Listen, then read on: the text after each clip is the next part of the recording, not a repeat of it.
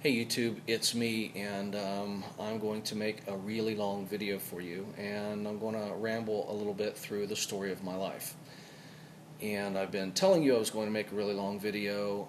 I made one that was 5 hours and 7 minutes long, and trying to save it under 100 meg. It was just not watchable. The quality was just really poor. The quality of this video will probably be pretty poor, depending on how long it is, but it's not going to be 5 hours and 7 minutes. So I think as long as I keep it under an hour or so, I can get it under 100 meg pretty easily and make it somewhat watchable. So that's what I'm going to do. I was born in Columbus, Ohio, and my parents are from West Virginia. And I have a younger brother, Mark, and a younger sister, Ann. We are about 6 years apart, Ann and I, and Mark's in the middle. So yes, I am the oldest child. My brother Mark is a minister, and my sister Ann is a stay-at-home mom. And when I was young, family was a really big thing for me. My mother played a big part of my life, I guess is what I'm saying. My mother has 8 brothers and sisters, and my father has 6. So, and my mother is the youngest of her brothers and sisters. So when I was introduced into the family, I had a lot of cousins and uncles and aunts. And so every holiday, almost every weekend, somebody was coming over to our house, spending the night, and it was an amazing childhood. I had a wonderful childhood, and I was raised in church, a Christian church. From the time that I was like 2 years old, my parents went to a church called the United Pentecostal Church. And for those of you who don't really know what I'm talking about, it would definitely be considered way out there on the edge of extremism in Christianity. It was holy rolling, tongue talking, jumping up and down, screaming, yelling, 3-hour church services. We went to church, and I am not exaggerating, at least 4 times a week, twice on Sunday, once on Wednesday night, and usually a Friday night thing as well. And this was my life up until my late teens. It's definitely a big part of who I am. I am no longer part of that faith, but it shaped me, and it's good or bad. It plays a very big part of who I am today. I in my early teens, it was pretty obvious that I was going to be self-unemployed. I've always wanted to have a business or make things or create things. I wrote my first song when I was 12, and wrote it on the piano. I play the piano, and I kind of play the guitar, but not really. Just I know a few chords, enough for me to maybe write a song with, but not to really sit down like on a stage or something and play. And I, believe it or not, am like was a piano player for the church that I went to a few years ago, and I was like the song service leader guy at my brother's church, if you can believe that. And so anyway, I started writing music real early and singing, and just had a knack for it, and didn't really know all of the other things that would come out later in life as far as artistically. And so music was it. That's what I thought was my lot in life. And so high school, I was in a play or two. I was a wrestler, and for a couple of years. And but other than that, and I did that because I don't know, some of my friends were on the wrestling team. It was junior high. When I got into high school, it all got a little too serious. Everybody on my wrestling team was they weren't like real stellar athletes. They were just, half of them were smoking pot and goofing around, and I don't know. I was just so far out of that scene that I just felt like I didn't fit in, and I quit. But I was pretty good at it, and But sports really have not been my thing, I guess is what I'm saying. I played Little League football, Little League baseball, a couple years here and there. I tried it all out, but it just didn't work for me. I really don't have any hobbies. I live my hobbies. I make my hobbies part of my job, my life, my work. I don't golf, and I don't really follow any sport teams other than Ohio State and West Virginia. And hopefully, if they play each other, I'm just gonna have to. I don't know what I'm gonna do, but I follow them both a little bit, just a little bit, and that's about it for me. So in my teens, I got into a band, and we were pretty good. And I was, of course, the leader of the band. I was the singer, songwriter, just calling the shots. And maybe, I would say when I was about 17, I met a really, really talented drummer, Rick May, who ended up being in the band, the Walter Eugenes, with me. It was really our band, Rick and Paul. My first name's Walter. His middle name is Eugene, so we went by the Walter Eugenes, and it was really our band. Rick played almost all of the instruments on our albums. He wasn't just a drummer. I met him thinking he was a drummer, and he ended up being this seriously talented musician, and he would write the music, and I would write the lyrics in. So right out of high school, we were recording our first demo tape, and I had gone off to Bible college. I know this would be hard for you guys. I went off to Bible college and to be a music minister. One of those guys, if you go to a big church and he has the choir and and does the music and maybe do like albums with choir songs and kind of uplifting. I don't know. But the point is that I was there like literally 8 weeks. Well, I was there for a semester. I guess that's like 9 or 10 weeks. I don't know what it was, but about 2 or 3 months. And I came home, and I'll never ever forget this. I was laying in my bed, very, very emotional, getting ready to go back second semester. And I was actually the president of my freshman class. I fit in really well in school. I had a lot of friends, and I had every reason in the world to go back, except my heart. That I didn't feel like I belonged there. I felt something changing, kind of. Maybe the church thing had a lot to do with that's where my parents went to church, and I was just kind of playing that role. And then when I was on my own and had to answer all these questions for myself, it got really confusing for me, and I've never been one that was able to just kind of go along with it. Well, maybe I was when I was younger, but it's definitely changed a lot for me. And I came home, and I'm getting ready to go back to second semester, and Rick and I were still playing music, a lot of music, but we were kind of separated now because I'm at college, and it was in Jackson, Mississippi, called Jackson College of Music. It was a very, very small school. And this would have been in 1986, I believe. So I say to my mom and dad, and like I said, this was one of those moments in life for me, because my parents aren't well off. I mean, they're fine, they do fine, but my dad, worked one job his whole life, worked at United Parcel Service, and kind of had that real steady lifestyle. But you can only make so much money being a guy at United Parcel Service, and my mother was a stay-at-home mom. And so they borrowed, they did everything to put me into school, and they wanted me to be able to go there and really enjoy it, not have to work all the time. And I worked since I was 14. I had jobs and had little businesses and had like a lawn care service, and I mean, I did a lot of stuff, but this is a whole nother level, a whole nother financial commitment. My parents stepped up to the bat. They paid for the first semester. And my mom comes down the steps and she's like, "What's wrong, honey? You're going back to school tomorrow. Why are you, crying, basically? What's wrong with you?" And I said, "Mom, I can't go back." And I said, "I feel like I'm disappointing you. I'm disappointing myself. And I really don't even know why I can't go back. I just don't believe. I got to find myself. And that's not me."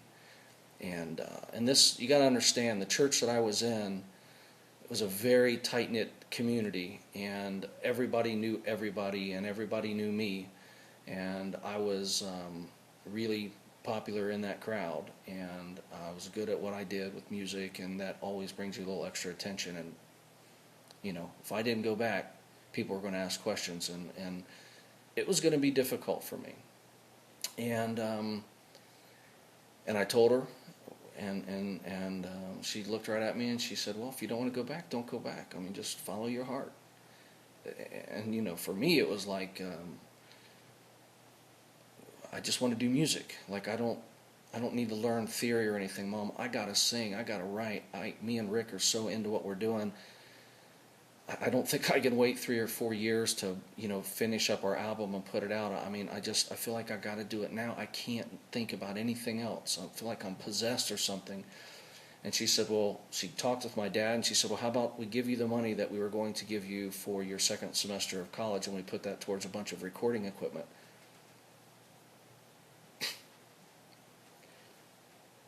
So that's what they did. And I was able to go out and buy a whole bunch of recording equipment. And Rick and I started recording our first album. And that's the kind of parents I have. So, always encouraging me. My mother probably believes in me to a fault, I would say. That's fair. To a fault. She thinks I can do anything and be anything. And so she never exactly told me how to do and be anything, but she thinks I can. So that's always encouraging when you doubt yourself. But I'm not saying my dad doesn't, but he's definitely a little more skeptical. They make a good balance between the two of them. So Rick and I started working on music. We recorded about 5 or 6 songs, and there was this recording workshop near our home called the Chillicothe Music Workshop or something like that. And they had students going to this school learning how to be recording engineers, and they would take local bands and record you for free. However, the engineers were students, and if you paid for all of the tape, the recording tape, they would do all the recordings for free, and then the students engineered it and mixed it, and it would take kind of a long time. You'd be there all day just to record one song, and that wasn't mixing or anything, just the engineering, and so it was like when you go to those barber shops, at the High State University or something here in Columbus, and it's the students cutting your hair, but, it's got the supervisor looking out over you, but every once in a while it doesn't work out so good. Well, we ended up recording a couple songs with them, and we'd already had a few songs, like, on this little 4-track recorder. We pitched all those, started working on these real songs, and they started having us back time after time after time after time, and the engineer who was over the entire recording session took an interest in us and said, you guys are the best local band we've ever recorded, and I want to make sure this gets done right for you. And we ended up recording an entire album for free at the Chillicothe Workshop, maybe Chillicothe Music Workshop, I'm sorry. But so it came time to mix the album, and a friend of a friend lived in Nashville, Tennessee, and he was a professional, like, recording artist, engineer, producer kind of guy. And a friend of a friend mailed him our stuff, and we paid him to do it. At the time, it felt like he was kind of doing us a favor. We thought, this guy wants to mix our album. Well, he wanted to mix our album if we would pay him. But he gave us a good rate and everything. And what happened next was the blessing. So we paid him to mix it. We go down to Nashville. We mix our first album. We're listening to it. We're really digging it. And then he calls us on the phone and says, hey, guys, would you mind if I mailed this mixed album to some record labels that I know, some friends at? Would we mind? No, not at all. Go ahead. So he mails out our album. A couple months later, we get some calls. Some labels are interested. Now remember, this isn't mainstream music. This is Christian music, like gospel music. And it's a much smaller industry than mainstream music. I would have preferred to have been in the mainstream music world, but that's where I was, that's where my opportunities were, that's what I knew, and that's what I did. So, you know the story. The record label hears it, they fly in, they listen to you play a concert. 2 or 3 months later, one of them finally offers you something, and voila, our first album was just a self-titled album called The Walter Eugenes. They paid us $5,000 for the record that we had made. They basically purchased it from us, which recovered all of our costs. We had a couple $1,000s in mixing cost. Recovered that. It gave us like $1,000 or $1,500 each. Plus, in the deal, they offered to give us 500 free CDs and cassettes to sell at concerts. So that was worth about $5,000 in merchandise, depending on what you sold it for. So it was about a $10,000 deal if you look at it that way. And we were ecstatic.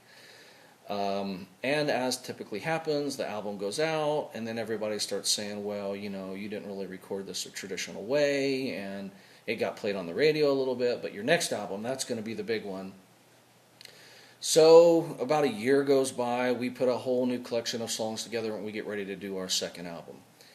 Only now we were thinking, wait a minute, this little record label, which was called Ocean Records, out in Los Angeles, who we had signed to, we start getting like, we got to get on a bigger label than this. And we called some producer friends of ours, kind of acquaintances at the time, ended up being friends, David Perkins, Lynn Nichols, in Nashville. And anyway, they heard our stuff. They offered to produce our second album, and also said, hey, why don't we get you guys on a real record label? It was a pretty loose contract with the first label, and they knew they really couldn't do much more, take us much further. They recouped their money. They didn't have that much in it. And they let us out of our deal. I know that sounds unbelievable, and in most situations it would be, but these guys were pretty cool, and they knew we weren't happy and we wanted to do more. So they let us out of our deal, and we recorded our second album after getting signed to a new record label called Star Song through Dave and Lynn Perkins. And Star Song was a much, much bigger label. They're part of the EMI Music Group, and still in the gospel marketplace, though. That album, we recorded, whole album. We had 3 #1 singles in the Christian radio airplay, and sold about 30,000 albums. I think we got $30,000 in advance from the label to not only make the album, and then we got another, I want to say like $15,000 for publishing advance that Rick and I split. And we got to play and travel a little bit for a year or two, and it was all good. It was really good. It was a great time in my life. I had a lot of fun, but I was never really happy. I was never really like, this is it, this is me. I was always kind of antsy. What's next? How can we get out of the Christian marketplace and be a real band in the real world, singing about real things and not just Christian-y stuff? Because at the time I was definitely going through a lot of things in my own heart, questioning everything. Is there even a God in the first place? Why am I singing about this? And that's just where I was. And so I really wasn't very good, because I didn't know if I even believed what I was singing about, but it was the opportunity that was in front of me, and I've always been one of those guys who have always walked through open doors in my life. And I've had a lot of opportunities that were just me walking through an open door and turning them into something better. Well, while we finished our second album, we were playing, we were getting ready to make our third album, and at this point, this was like a 4-5 year period of 2 albums, different record labels, traveling, singing, all this stuff.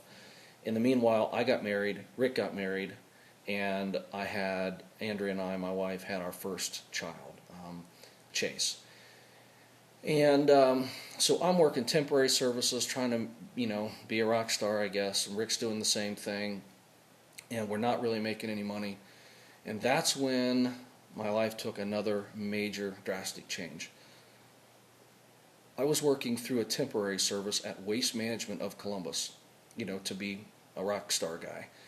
And so, I'm cleaning dumpsters at Waste Management one night and signing autographs the next, and that's just the way it was.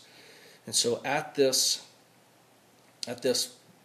trash company, Waste Management here in Columbus, I see a pile of products over on the floor, and they were automatic locking devices for dumpsters. Now, you guys all know Dave this is where Dave comes into the picture in my professional life. Dave and I have been best friends since we were in 6th grade. He's the guy that was in the Diet Coke and Mentos video with me and a couple other videos. The one I just released about the radio interview, that was him recording. And he and I have always been best friends, but you know, he's not in music at all. He's not real musical. I can't even tell you how talented this guy is. I can't even tell you what an incredible engineer he is.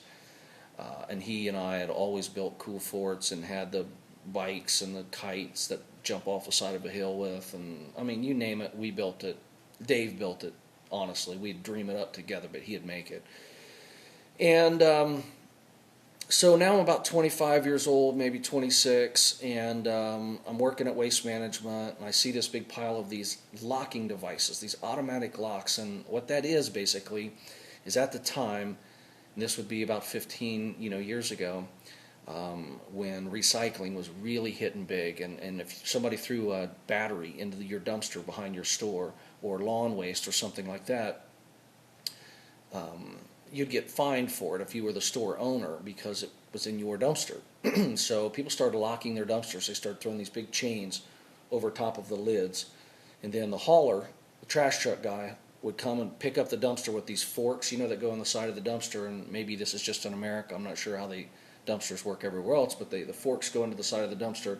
The dumpster lifts up and it rattles, and all the trash falls out, and they set the dumpster back down on the ground. Well, when they'd come up to these dumpsters, the dumpsters were locked because everyone had been throwing these chains over the lids and padlocking them, and that was just a nightmare. They had to get out of the truck and go in the store, etc., etc. So somebody came up with the bright idea of having an automatic locking device on that dumpster, that it would be locked for a person to come up and put trash in there, but when this truck picked up the container, the lock on the side of the container had a little ball bearing in it and was like a gravity device, that when the dumpster was turned upside down, it would unlock this bar going over the lids, and then when they set it down, it would relock. So it was a great idea. However, it didn't really work very well. They froze up in the wintertime. They got ripped off by the trash trucks because they were awkward in size, and they'd get caught on things. And the point is, as I saw the product, I understood the problem. I saw that, why wouldn't every dumpster in America have one of these automatic locks on there? There's 11,000 dumpsters just in Columbus, Ohio, just at Waste Management alone. And that was 15 years ago. So the amount of these dumpsters and things, it's enormous. And I thought, man, if I could come up with a better lock, or if Dave could come up with a better lock, we could go into this business having these automatic locks, and then I'd be able to have this company and keep doing my music. That was the idea anyway. So I call Dave, I tell him about the problem. I say, Dave, I know, because I've been working here for like 2 months now, I know where we get these dumpsters, I know how much these locks cost. I mean, I can just call these people who make them, and blah, blah, blah. I said, we just need the idea, the product. So he and I started working on it. And at the time, he lived in Florida. It was difficult, but we talk a lot, work a lot, and he built this prototype, sent it to me, and basically I called a company up one day, and I told them, I said, and they were the company that made dumpsters. They weren't the company that made these locks that I had originally seen in this room that I was cleaning out at Waste Management. And I called this company that makes the actual dumpsters themselves, and the company's called Riblet. And I called Riblet and I said, hey, I have this automatic locking device. And he said, oh, that's great, but we already have a bunch. And I said, yeah, but the ones you've got don't work. And he's like, I know. And I said, they freeze in the wintertime. And I went through this whole list. I said, but I've got one that solves all those problems. And he said, well, if you have what you say you have, I need about 5,000 of them, like right now. So this was pretty encouraging, because I really believed that we had solved the problem. So I said to Dave, well, what are we going to do next? I mean, are we going to get a warehouse and start building these stupid things and get a fabrication shop? And I want to be in music. I don't want to be making automatic locks all day long. So I said, well, what if we licensed the idea to them, patented it and gave it to them, and they would give us a small percentage every time they sold one.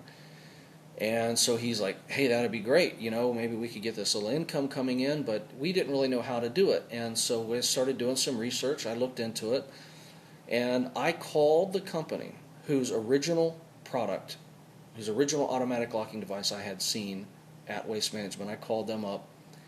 Their name is Sirius Industries, SERIOUS-US Industries, Sirius Industries. I call them up, and it's a family-owned business. Two brothers and a mother own this company. And I said, hey, my name's Paul Robinett. I'm in Columbus, Ohio. You don't know me, but I have an automatic locking device. And if I put my automatic locking device on the market, you guys are going to go out of business because it is superior to yours in every way imaginable. Well, you can imagine they couldn't tell if it was a hoax, if I was serious or not, but I guess the way I presented myself was pretty credible, pretty legitimate, and they didn't want to take a chance, so they said, well, why don't we meet? So we met, and I had them sign non-disclosure agreements, and we went through, some things. But to be honest, I trusted them just by my conversations that I had with them. They're a very small company, family-owned, and I felt a certain sense of safety meeting with them that, because the biggest concern was this: when you have an idea, solving the problem is what's worth money, not the idea. Having an idea for an automatic locking device really doesn't make you anything. It's solving the problem in a really unique or novel way, is the way it's worded in a patent application. That if your product has novelty and doesn't infringe on their patent, it's worth something. So ours had novelty, and it did not infringe on theirs, and we showed it to them. They agreed, and now this took another 6 months or so. We had to build a bunch of prototypes. It's a long story, but we had to send them these prototypes, and they sent them to everybody, and people tested them. The point is, they licensed this lock, they patented this lock, and they started mailing me royalty checks that were in the range of $500, $700, $800 a month. And Dave got the same amount of money after like about a year or so. It took a long time for this to happen. Now I'm like 28 years old. Through this couple-year process of having the idea, building the prototype, then, because that took 6 months, and then introducing it to them, and then them testing it, and then a signing agreement. I mean, it took a long time, and all the while I'm still playing music. But the music had definitely slowed down. We were in between our second and third album, and Rick saw me making money, saw me get really interested in this whole inventing thing in this lock, and he saw me go through that whole process, but yet he really wasn't doing anything to secure an income for himself. I was just lucky, I guess. And so all of a sudden now I've got this royalty stream coming in, and I go back to Rick, and I'm like, okay, let's go back on the road and make music. I've got, at that time I think it might have been like $800 a month coming in.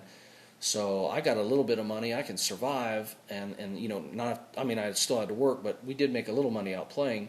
But Rick didn't have anything. And at the same time all this was happening, he got a phone call from a band called DC Talk. Now, if you're not familiar with Christian music, DC Talk is, or was, one of the biggest Christian rock bands in the whole world. I mean, they've traveled all over the world, and they sold millions of albums and all this kind of stuff. They've won Grammys and all kinds of stuff. Well, like I said, Rick is an amazing musician, and DC Talk called Rick and asked Rick to play drums for them because their guitar player they had just hired used to be in our band, the Walter Eugenes.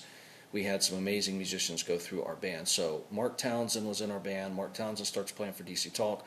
Mark Townsend knows Rick. DC Talk loses their drummer. Mark Townsend says, you need to get Rick. He's one of the best drummers I've ever met.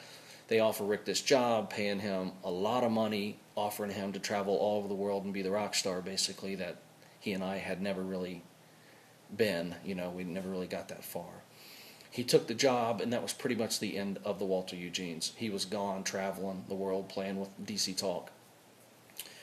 And I was an inventor now. And I guess I could have gone on and played music by myself, but like I said, this was a really confusing, difficult time for me anyway. Spiritually, I was dead. I didn't really even believe in God. I had lost all hope, all faith of anything, and I was thankful that it was over, that I didn't. And our music isn't real preachy. I mean, our music is very soul-searching, and it was somewhat successful. We got nominated for a Dove Award in 1996 for Best Modern Rock Alternative Album of the Year.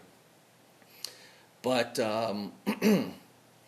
It was very searching. No, it wasn't preachy at all.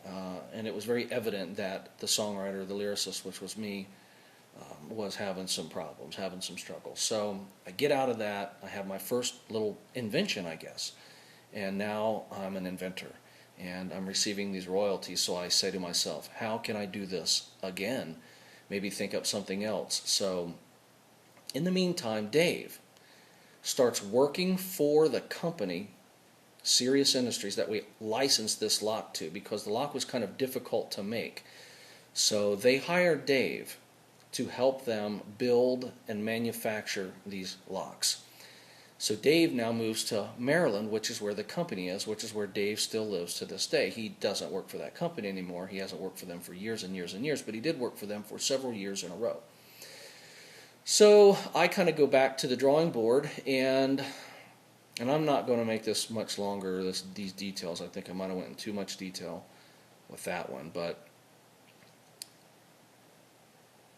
we had purchased this hydraulic press called an iron worker to punch out parts to make the automatic locks. And when we had built we had built 1,000 prototypes. When we finished with that, we had this press, this hydraulic press, in my parents' garage, which is where we used to make all these locks. So when it's all said and done, there's this hydraulic press sitting in my parents' garage. Dave lives in Maryland. The locks are going. The royalties are coming in. The Walter Eugenes are over. And I'm like, what do I do next? Go get a job? Or see if I can come up with something else? Well, I was doing this brainstorming session, and I was wandering through a craft mall thinking, what can I use this hydraulic press to make that I could sell? And so looking at like little nameplates, because this press was like a 40-ton press, and I could see me punching out little nameplates or something. I didn't know what I was going to do with it. But I walked into a booth, and a lady made candles, and there was these little bags of granulated wax hanging on her wall, and I remember reaching over to that bag of wax, and I remember squeezing it, and I let go, and it held the shape of my hand.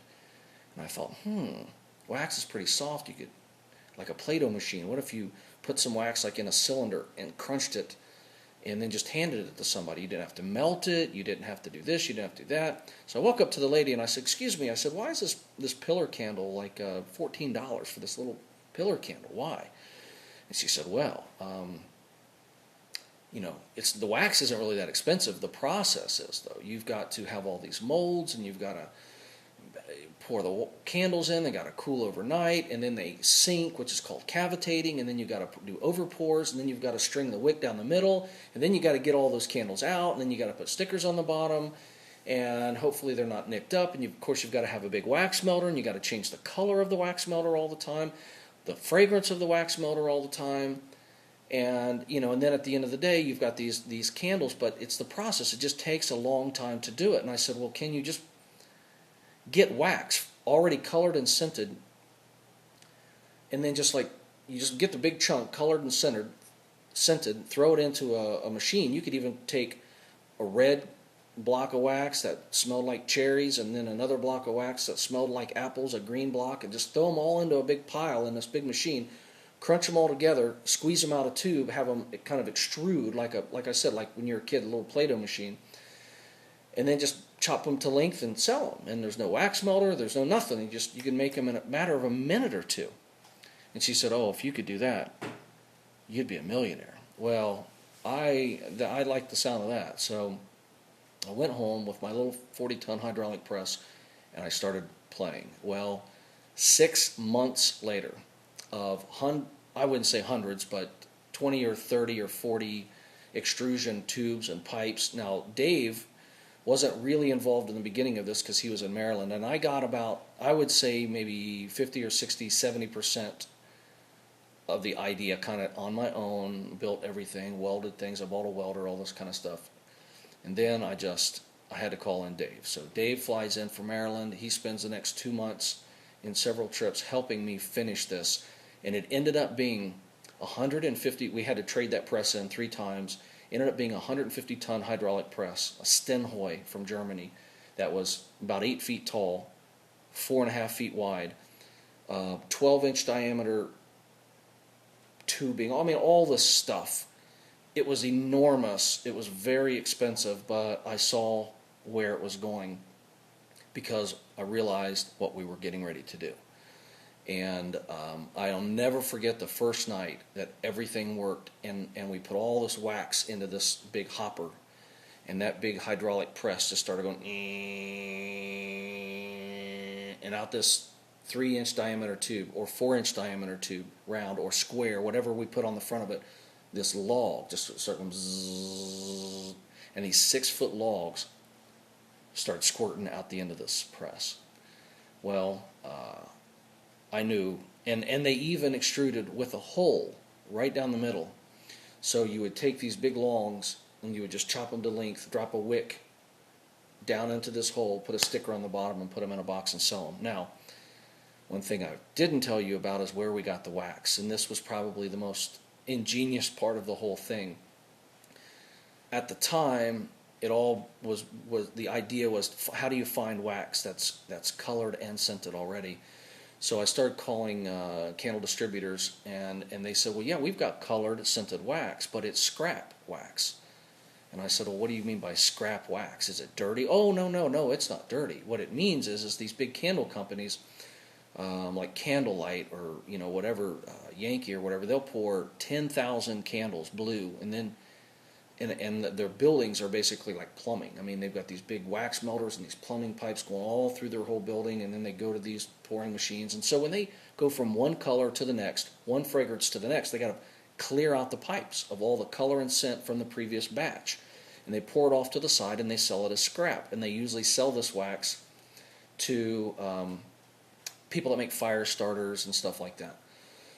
So I said, well, how much is it? And he goes, oh, we practically give it away. It's like, it's nothing. You just come pick it up. It's like 10 cents a pound or something, and normal wax is like $1 a pound or whatever. So I said, so it's colored and scented for like 10 cents a pound, and raw wax without fragrance and without dye is like 80 or 90 cents a pound. He goes, yeah, but what can you use it for? I mean, you can't call an order green. I mean, you only have what we have. If we got 10,000 pounds of green, that's all we got. We've got 10,000 pounds of brown, and if that sells well for you, you can't ever get it again because they may never make it again. I mean, nobody can do that. And I said, well, what if you turn that negative into a positive, and what if I made a candle called Earthen Candle? Candles made out of recycled wax, and every candle was different, like a piece of marble or a piece of granite, that every candle was different, that each one was a unique piece of art, and that no two are the same, and that the retail buyer couldn't choose the color or the scent. They just ordered earthen candles, and they got what they got. Well, I was told that will never work. It's impossible. Well, that just fueled me, so that's what we did. We got wax from we got a bunch of different candle manufacturers. We'd call each one, and one would have a bunch of brown, one would have a bunch of green, one would have a bunch of yellow, one would have a bunch of this. So we just get it in and try to keep as many different things as we could separate, and we started making candles. And well, this took a while, but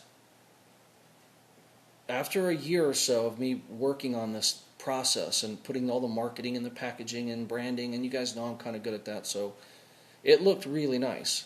And I'll never forget how it all started. I made my first batch of candles. We had all of our brochures. We had everything ready, and I'm like, well, what do we do next? How in the world do you sell? How do you start a candle company? And so I said, I'm going to go to the biggest candle store in Columbus, Ohio, and I'm going to give them a big old box of candles, and I'm going to ask them if they'll just take them. That I need the market research. I want to see if they'll sell. And so that's all I wanted to know, was if they'll sell. If they'll sell in one candle store, they'll sell in any candle store. So I take them the candles. I come back 2 weeks later. They're all gone. The lady's like, these candles are amazing. We've never seen anything like them. They had all this texture. They were cut with a chainsaw to length. They had this rough look on them. This brown craft paper wrap, all that kind of stuff. And she's like, this is amazing. How can we get more? And I said, well, okay, I can get you some more. Here, what should they cost? And we had very little time or money in them as far as raw materials go. So we were able to sell this premium, upscale, really unique looking candle at the price of a normal candle, I guess, a cheap candle. and still make a good margin on it. And we were doing all this out of my mom and dad's garage. So I said to the lady, I said, well, who's the best rep? How do you sell candles? She's like, oh, we have a rep groups that come in and show us new lines. And I said, well, who's the best rep you've got? So she gives me 2 or 3 names, and she says, but this one lady, nobody can sell like she can. So I call that lady, and I said, look, my name's Paul Robinett. I've got the next biggest candle in the world right here.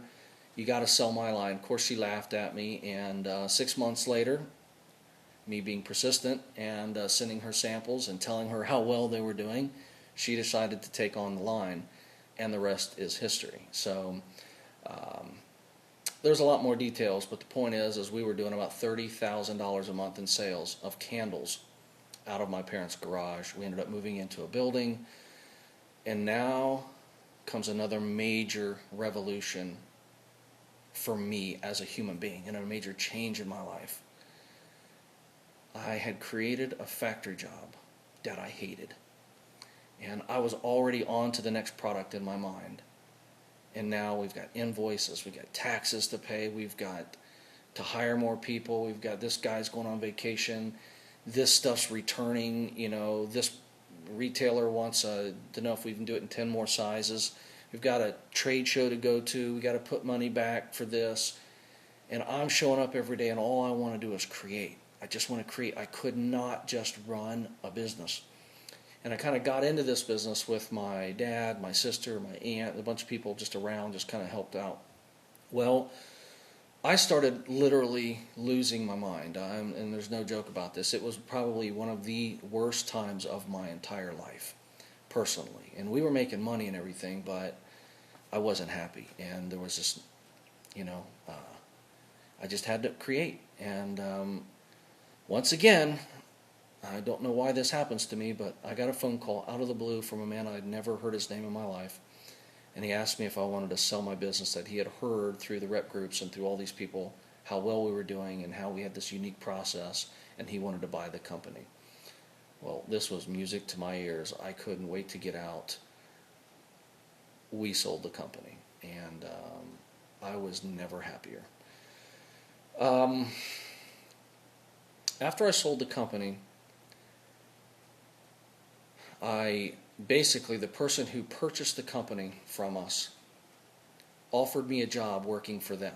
And they said this, now we're going to buy the company, but you know the brand. You built this thing, but you don't have to do any work. It's basically like a consulting job. You'll have an office, you'll have a desk, you'll have your own computer, and you just kind of make sure everything's runs well, but you don't have to make candles anymore. You don't have to do anything. Just help us know where to take this thing. And I had to move out of state to do that. And my wife and I had just purchased this 3 acres of land beside this river, and we had spent a year rehabbing this house. We now had 3 kids. And it was a huge sacrifice for us to move, but I thought, well, this could be it. They offered me, it was like $50,000 a year in salary and benefits, plus the money for selling the company, plus percentages on the sales of the candles, and the total compensation had to have been somewhere $80,000 or $90,000 a year. And I didn't really have to do anything. And we moved to Maryland, which is where this company was that purchased the candle company, Earth and Candle. And this began the worst single year of my entire life. We had more money than we had ever had, and we were miserable. And I cannot even tell you how miserable we were. I fell into a major depression, and I would go to work every day at 11 o'clock in the morning and just beg for somebody to fire me or just say something to me, because I couldn't wait to leave. And I was there for a whole year of hell. It wasn't their fault. They were so good to me. They were so good to me. They did everything they said they were going to do. But I had to create again. I had to go think. I had to dream. I had to build. I had to make. And I couldn't just take the money and just come up with a new line for them. Now there's like a corporate office, and all the ideas had to be brainstormed out in some committee. And trust me, I was losing my mind. And I would go home every night, and I would set up all night long, and I started dreaming of painting. Now, I had never painted in my life, I told you when I was a teenager I did a lot of photography, which I did. No, I'm sorry, I told you I did a lot of jobs. Well, one job I did was I was a photographer and I worked for a modeling agency in my teens or early 20s, and I did pictures, and people would buy them, and I couldn't do it for a living though. As soon as I started making money at it, and as soon as I had to like have a deadline, I was out of there. I even took one class at Columbus College of Art and Design to learn how to be a photographer, and I went one time, and the guy right in the middle of the lecture started telling me how to create art and saying you got to hand it in and it has to be laid out a certain way, and I was like, what? They're going to actually teach you how to be an artist? I mean, I understand teaching technique, of saying here's how the camera works, and here's, but I lost I quit. I paid the whole thing and never went back. I mean, but I've always been creative, so I had this old visual thing that I knew I could do. I was really good at it, but I couldn't do it for money, and I failed miserably at it, honestly, and went on and other things. So I get later in life. Now I'm working for this candle company, and I'm miserable. And I start waking up in the middle of the night and I'm painting. I'm in a dream, and in this dream I'm in a prison cell. And in this prison cell, I'm cutting myself to bleed, to have something to paint with. And these were dreams, but they were nightmares. They were, I have to paint, I have to paint. Now, you got to understand, I can't draw a straight line to save my life. And other than photography, I had never created anything visual. It was music, invention, photography, but never painting. So I'm having these dreams for months where I'm cutting myself, I'm bleeding, I'm taking my blood, and I'm painting on the prison walls. And my wife,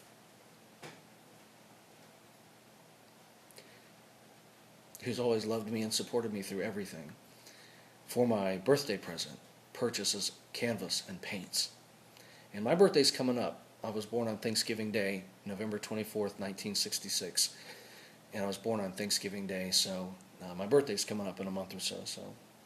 But anyway, so it's about this time so many years ago, and I'm very bad with dates. I don't know when this was, but it was a few years back. And she buys me all this stuff, and I start painting all night long, all day long, and I get obsessed with painting, and I can't stop painting. And they're abstract paintings. I mean, they're nuts. Well, you've seen some of my stuff around my house. They're crazy. Well, so I start putting these paintings together. My wife thinks I've lost my mind, but she loves me and supports me no matter what. She realizes I'm becoming more and more and more detached from my job. I walk in one day, and I quit. We pack up our family. We had Noah, our fourth child, in Maryland. My wife was having terrible separation anxiety from her mom and dad, and and just support. I was either at work or I literally I was like a crazy person. I swear I had lost my mind, and I wasn't much of a family man, and she just tolerated me. I mean, it was like a disease. It was like a sickness that I was going through. And man, when we packed up our van and started heading back to Columbus, I didn't know what we were going to do. I walked away from a salary, and yes, I had royalties coming in from the automatic clocks, and I had royalties coming in from the sale of the candle company. So financially, once again, we weren't dead. It wasn't over for us. We had this stream of income, but it was nothing. Now I'm married, I have 4 kids, I have no benefits.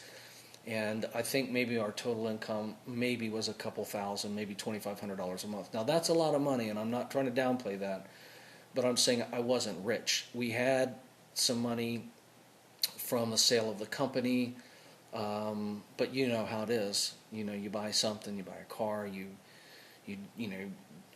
buy stuff. I don't know what. It takes a lot of money to live. What can I say? So we end up back in Columbus, Ohio. We're renting a house not too far from where we live now. And what am I going to do in life again? So now I've learned all about candles through this earth and candle company I started, and I have all these paintings, and I thought to myself, I need a place to chill out. I need something to do in life that no one's going to tell me what to do, that's really small. And I said, I don't know why I got this idea, but I said, I'm going to open up a retail store. So 7 years ago, my wife and I walk up to the little door in a small little area of Columbus that I'd never even been to before. We looked through the window of this place, 7 Buttles Avenue, and it was the smallest shop in the whole area, and I thought, this is it. I'm going to open up a little retail gallery. I'm going to hang my paintings on the walls. And I know enough about candles. I'm not going to try to make extruded candles like the ones that I made before, but I'd learned a lot about candles, and I was going to create an art candle. A candle that was the ultimate candle. It would be one color, one size. It would just be one little product, something to make me happy. And here was the thing. I didn't care if I sold any art or candles. My goal was to sell enough to pay my rent, and my rent wasn't much. It was like $500 a month. And to me, I signed a 12-month lease, and what I said to myself is I'm going to have because we did have a little bit of money, and we were making enough to survive, and it might have even been closer to $3,000 a month. And I thought, if I open this little shop and can just break even, meaning $700 or $800 or $900 a month, and maybe e-candles or one painting a month, then I'll have like an office. It'll be like an office to go to. It's just a retail store, and I really like people, and so I didn't care if people walked in during the day, but I wouldn't post any hours. I wouldn't post my name on the door. I would just show up whenever I wanted. I'd leave whenever I wanted, and I would go there. I'd clear my head. I had the internet access there, a computer, and I would just get online, and I would just paint all day long, make candles, do anything I wanted, dream about the future, hopefully 12 months later, know what I was going to do, maybe start another business. I didn't know what, and start life all over again after 12 months when my lease was up. So I opened my store, and I was kind of inspired to do all of this because of a friend of mine named Sally Watson, who, through the Earth and Candle Company, I met because she made a piece of pottery that matched our candles, and then she contacted us and asked if we would distribute her pottery, and we became friends. And she had this whole lifestyle thing that she was doing where her and her husband, they were potters, but they owned this big giant building and rented out little spaces to artists and created pottery, and their kids lived there, they lived there, they had a piano in there. It was in Tip City, Ohio, and literally it was like, now this is living. They're not rich, but they're making it, they're living their dreams, they're on their own schedule. They're artists through and through. I mean, their beliefs, everything was so, and I was like, that's it for me. Forget corporate, forget millions, forget all that. I'm going to just go small and just be happy. And so I opened up my little shop, and Sally gave me a whole bunch of pottery and, said, well, when you sell it, pay me back. And, I couldn't have opened up my shop in the way that I did without her help. But she was kind of like a mentor to me through this process. And I opened up my shop, and there was this event called the Gallery Hop, which is the first Saturday of every month in the neighborhood, the Short North. And I remember somebody telling me, you'll pay your rent on Gallery Hop. On that one night, you'll make enough money to pay your rent for the whole month. And I said, well, here goes. Let's find out. If we do, then I don't have to even be here the rest of the month, and I won't lose any money for having this little shop. I remember I made $650 on my very first night of being open, and it was on a Gallery Hop, and that did cover my rent and utilities. And I was in heaven, man. I would show up every day at noon or 1 o'clock. I'd leave at 5 or 6. I did work there a lot, and I'd paint right in the middle of the store. I'd sling paint on the ceiling. People would walk in the door, and I'd be covered, literally covered in paint, and have to grab the handle and not get paint on it. And they'd come in, they'd laugh. Then they'd go tell a friend, there's this crazy guy down there, and there's paint everywhere. He's nuts, but he's really fun. And they started buying my paintings like crazy. And I've had my store now for 7 years. I've sold hundreds of big original pieces of art out of there. But like everything else in my life, I can't keep doing it. It gets boring. So after about 3 years of having my store, my candles took off. They ended up getting in the Oscar goodie bags through Vidal Sassoon because the sister of the marketing director lived in Columbus, and she mailed her sister candles. And I literally have 100 stories I could tell you of how things just seem to happen in my life. And it's never been about me. It's been me living right, or trying to, and about God, I'll just say it, having His hand on me and blessing me. And that's the truth. That's the secret right there. But you probably don't want to hear that. You want to think it's me and I'm smart, and then I'll tell you how smart I am, and then you'll copy all the things that I do. That's an easier answer, so we'll just stick with that one for now. Because I'm not going there in the other subject with you guys. I'm just not going to do that. But I like living it, not preaching it. You know what I'm saying? So anyway, for whatever reason, it's just happened for me like that. So 3 years later, the candle shop is going crazy. People are asking if they can carry my candles all over shops. Then some guy from Australia calls me up, wants to distribute them over there. They're distributed in China. It's a beautiful thing. So about 4 years ago, I had the store for a few years now, and Andrea and I are getting ready to go on. And this part of the story I think I've told before, so I won't drag it on too long, but Andrew and I are getting ready to go on, not a honeymoon, but a wedding anniversary camping trip. And I pictured myself down by the water in a hammock, and I was hoping that I could go buy one online that wasn't like a bunch of poles and everything, or something you'd have tied between two trees, but just like something that'd pop out of a bag, open up, set in it, close it, put it in a bag, and go back. And there wasn't anything like that. I was shocked. I couldn't find anything like that. So I called Dave and I say, Dave, is there a hammock? And by this time, Dave's working for 2 or 3 other companies by then. He's an engineer. He's got all the software. He's got all the computer stuff. Dave didn't go to college either. He just has the gift. And I called Dave up and I'm like, man, I got this idea for a hammock. It just pulls out of a bag. It opens up like he got it instantly, and he's like, I want to start working on a prototype. And in this, once again, this process was a year or a year and a half long. One thing I've been somewhat good at is knowing what ideas to follow and what ideas not to. I've never really gone down a road that wasn't worth it at the end of the day. I haven't put a product into the market that didn't work. But I don't put one out very often. It's like one every other year or year and a half. And so, a couple years into the store, here comes my next thing. And so this hammock, and we built this prototype, and we took it to a company called Swimways. And Swimways does outdoor recreational products with this division they have called Kelsius, Kelsyus. And once again, now I know for a fact I don't want to start a company, I don't want to do anything, but I just want to license it, get a royalty, keep my hands free, be able to do anything I want, anytime I want, and just take a royalty. Even though it's a small portion, it's enough, and my store's now making money, and I've got a manager running it, and it's still making money on top of that. Now, understand, we're not talking about a lot of money, okay? We're talking about, like, if the store makes $150,000 gross a year because everything's manufactured there, there's, $50,000 left over after all the things, and that's a lot of money. But it's not a lot of money. But it's a lot of money not to have to go there and work.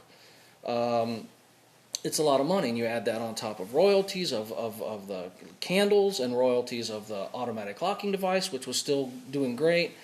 And now I'm sitting in a little different place in life. I'm making money. But I just want to live. I just want to be an artist. And so what do? We take this hammock. We license it to this company called Swimways. Now you're talking. I mean, this was the biggest product as far as market potential of anything I've ever thought of. And we took it to the company. It's a long story. They loved it. They offered to license it. They paid for the patents. And I believe it was a year and a half later before I saw the first dollar from that. But it's been in the market for 3 years now. It was the best-selling product in Brookstone catalog. It's in Target. It's in Bed Bath & Beyond. It's in Dick's Sporting Goods. It's everywhere. It's a really big deal. They're selling millions of dollars worth of them. And the royalties are becoming substantial. When something's over $100,000 a year, it starts to become substantial.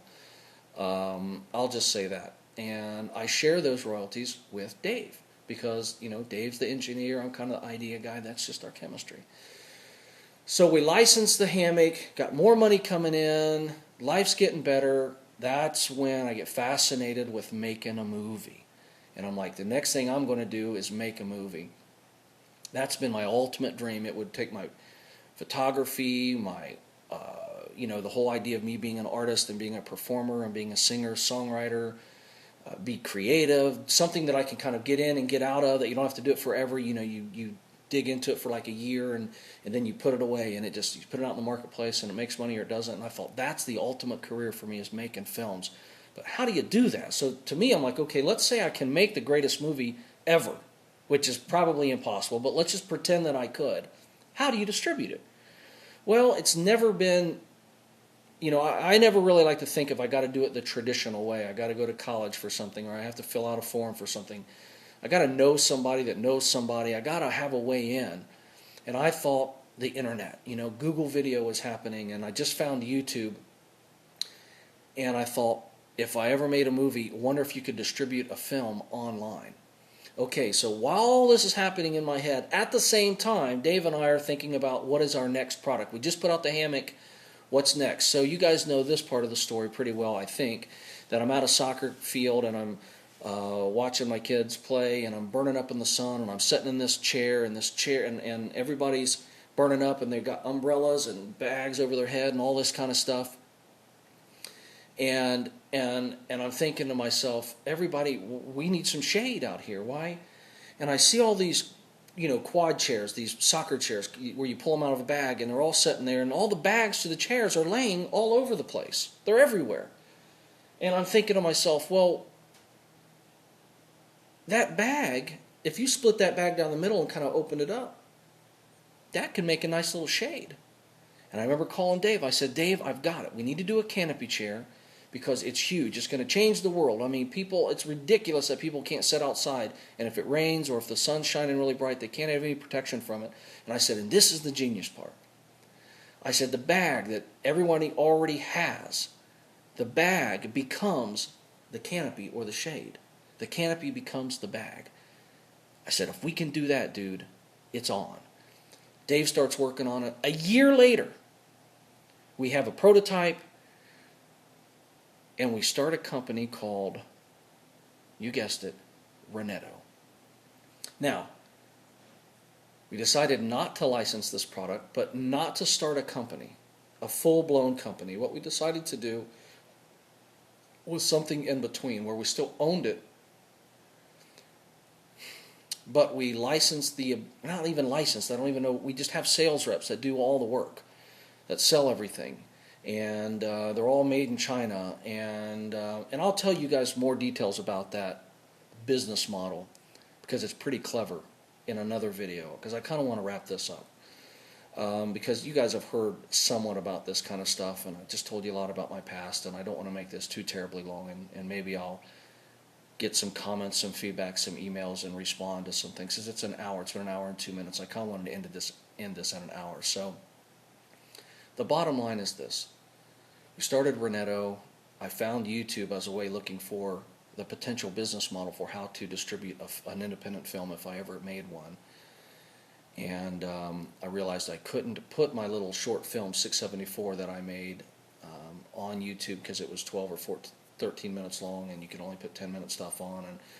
And then you guys know the story from there. I found YouTube while me and Dave were working on a new automatic locking device for Serious Industries, because we still have a relationship with the automatic locking people for the dumpster lock thing. And here I am on YouTube. And so I'm playing with it. I'm seeing the potential of it. I'm doing characters. I'm building an audience. And once again, it's like, why? What am I doing this for? I'm supposed to be out selling my chair. I'm supposed to be out dreaming up our next product, and I can't quit doing YouTube. And I see this potential, this future. And I remember when we started Renetto, I told Dave and Steve, the reason we started Renetto in the first place, and like I said, I'll tell you more about this later, a guy named Steve Tinto was a friend of Dave's who convinced me and Dave to start a company. And he funded the whole thing. We had money to live on, but we didn't have like $100,000 sitting around in cash to do what we've done over the last year. Steve did, and made a lot of sacrifices to come up with that money. And he owns part of our company, and we wouldn't have a company without Steve. I mean, that's the bottom line. There would be no Renetto. And what's getting ready to happen with Renetto is pretty big. I had a meeting last week in Chicago you know what, I'm going to tell you all about this later. But it's pretty big, and it has nothing to do with YouTube or my exposure on YouTube. Nothing at all. The people that are buying our chairs by the tens of thousands, by the hundreds of thousands, have never heard of me or YouTube. All they see is the chair. I haven't ever used YouTube in that way. I don't think there'd be anything wrong with it, but fortunately I've just not had to. That I already had all these things in place when I found YouTube. However, I believe that there is an amazing potential for YouTube to help people who are like me, but yet maybe haven't quite figured out how to do it any other way. I think you could get an amazing exposure on YouTube. Which will lead me to my closing comment about YouTube, me, and the future of business. I was contacted over a month ago by a television network that does reality television shows. I will not tell you who that is because I'm not going to yet. But they contacted me and asked me if I would be interested in participating in a cable television show that would be built around me. We have since created a pilot for that, and actually I created the pilot for that myself, and because they want it to be similar to what I already do on YouTube, because that's where they found me, was on YouTube. Now, this may never go anywhere, it may never happen. I have mentioned many times that a lot of opportunities have come to me. I'll tell you about them in the future if they happen. Well, I'm giving you a little bit more detail about this one in particular. It's not a YouTube related show or like, YouTube TV. It's nothing like that. It's just them seeing me, hearing about my life, hearing about who I am, hearing about my inventions, hearing about my background. And they had this show concept, which I can't share with you. I'm sure you guys understand that. And they just thought we would be a perfect match. The show concept and me and my life would fit right into the middle of, and they didn't really have anybody in mind. They just had a concept. Then when they found me, they're like, that's the perfect guy. So, I don't know what's going to happen next. They're pitching the show. We've kind of signed a deal. It's not exclusive. I can do anything I want. Nothing's happened. I mean, it's not that big of a deal, but it potentially could be, and it's something I never even dreamed of. It would be something that would probably give me tremendous exposure, 100 times what YouTube ever has, unless YouTube gets bigger or unless there's some business model to make money on YouTube. This would be something I would do. However, I'd blog on YouTube the whole process. I'd tell you what I was doing, where I'm going. I mean, once they get some traction on this deal, I'll talk about it to you guys every single day of the week. I'll tell you every detail of it, but I just have to respect them because nothing has happened yet. And so, if you guys don't mind, I'll just be done with that. So, a lot of fun things have happened, and that brings me to this place in life. And I have this company, Renetto. We have a tremendous amount of chairs. Will be in retailers. Will even be on QVC in 2007. And this potential television deal thing, and I guess anybody that waited an hour and 8 minutes watching this video, you get to have the scoop, I guess, on that situation. So that's enough for now. So if you guys have actually sat through this whole thing, well, thank you. Actually, thank you for listening. I realized that this. I've never really done this before, even in like a home video camera or something, and that this is like I don't know, it's like my life.